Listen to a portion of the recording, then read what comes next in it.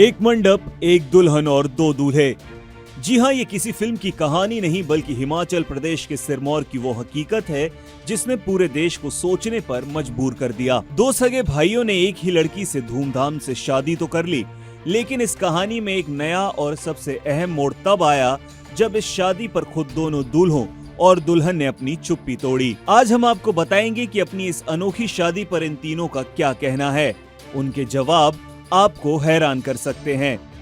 आखिर क्या हुआ था? सबसे पहले एक नजर डाल लेते हैं कि मामला क्या है। हिमाचल के सिरमौर जिले के शिलाई गांव के रहने वाले हैं दो भाई, प्रदीप नेगी और कपिल नेगी। प्रदीप सरकारी नौकरी में है तो कपिल विदेश में काम करते हैं।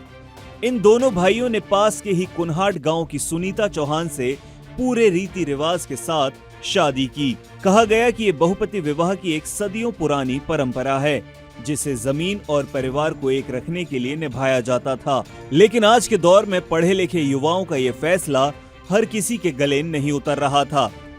सवाल उठ रहे थे कि क्या ये सही है, क्या लड़की पर कोई दबाव था?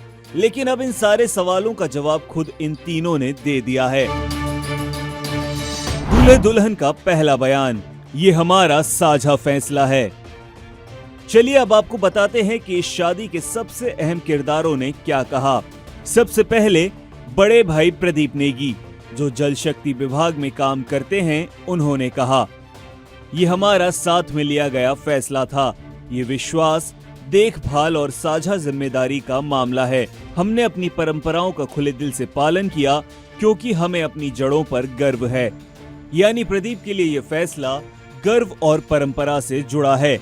अब जानिए छोटे भाई कपिल नेगी, जो विदेश में रहते हैं, उन्होंने क्या कहा। हमने हमेशा पारदर्शिता में विश्वास किया है। मैं भले ही विदेश में रहता हूँ, लेकिन इस शादी के जरिए हम एक संयुक्त परिवार के रूप में रहेंगे। हम अपनी पत्नी के लिए पूरा समर्थन और प्यार सुनिश्चित करेंगे। कपिल का बयान इस रिश्ते में भविष्य को लेकर एक भरोसे की बात करता है। सबसे बड़ा सवाल उस लड़की का था जिसकी ये शादी हुई। क्या ये उसकी मर्जी थी? अब जानिए दुल्हन सुनीता चौहान ने क्या कहा और उनके शब्द इस कहानी को कैसे एक नया एंगल देते हैं। सुनीता कहती हैं, ये मेरी पसंद थी, मुझ पर कोई भी दबाव नहीं डाला गया। मैं इस परंपरा को जानती हूँ और मैंने इसे अपनी मर्जी से चुना है। हमने साथ मिलकर ये वादा किया है और मुझे हमारे बीच बने इस बंधन पर पूरा भरोसा है। ये मेरी अपनी पसंद थी, मुझ पर कोई दबाव नहीं था। दुल्हन के ये शब्द इस पूरी बहस के केंद्र में हैं। एक तरफ समाज और कानून के सवाल हैं तो दूसरी तरफ तीन लोगों का आपसी विश्वास, सहमति और अपनी परंपरा को निभाने का दावा। परंपरा, मर्जी और आधुनिक सवाल। तो सिरमौर की शादी की कहानी सिर्फ परंपरा की नहीं है, ये व्यक्तिगत पसंद और आधुनिक सोच के टकराव की भी कहानी है। एक तरफ भारत का हिंदू मैरिज एक्ट ऐसे विवाह को कानूनी मान्यता नहीं देता, समाज में भी इसे लेकर बहस छिड़ी हुई है। लेकिन दूसरी तरफ दूल्हे और दुल्हन का ये कहना कि ये उनका साझा, पारदर्शी और बिना दबाव के लिया गया फैसला है, मामले को बेहद व्यक्तिगत बना देता है।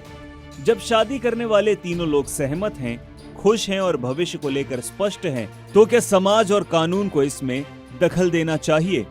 ये फैसला सही है या गलत, इसका जवाब शायद वक्त देगा। लेकिन इस शादी ने हमें एक बेहद जरूरी सवाल के सामने लाकर खड़ा कर दिया है। व्यक्तिगत स्वतंत्रता और सामाजिक परंपराओं के बीच की रेखा आखिर कहां खींची जानी चाहिए? इस अनोखी शादी और इस दूल्हे दुल्हन के बयानों पर आपकी क्या राय है? क्या किसी की व्यक्तिगत और आपसी सहमति से लिए गए फैसले को परंपरा के नाम पर स्वीकार किया जाना चाहिए? आपकी राय हमें नीचे कमेंट्स में जरूर बताएं। और अगर आपको ये विश्लेषण पसंद आया तो हमारे इस वीडियो को लाइक करें और शेयर करें। साथ ही हमारे चैनल को सब्सक्राइब करना ना भूलें।